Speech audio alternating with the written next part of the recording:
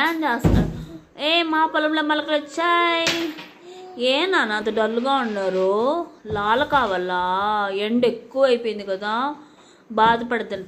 అంటే నేను ఏడా చూడలేదులే ఇంత పెద్ద అంబ్రెల్లా.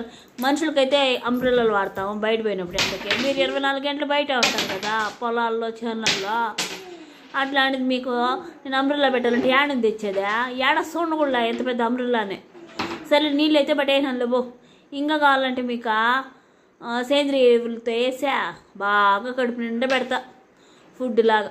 మీరు బాగా ముచ్చటగా బాగా పెరుగుతున్నారబ్బా. నాకైతే బల చేసిందబ్బా, ఇంత గ్రీనరీగా ఎంత బాగా చిన్నపిల్లలాగా జల్లు వేసుకొని ముచ్చటగా ఉన్నట్టు. మీరైతే మాత్రం ఏం పొలం చేశారో కామెంట్స్ చెప్పండి. నాకైతే పంట పొలాల్లో తిరగడం అన్నా, పంట పొలాలు చేయడం అన్నా భలే ఇష్టం అండి. కూరగాయలు వేయడం అన్నా మేమైతే అన్ని రకాల కూరగాయలు వేసాం. అరే ఏంది గడ్డంతా తీయేసినారా మొక్కల్లో నుంచి?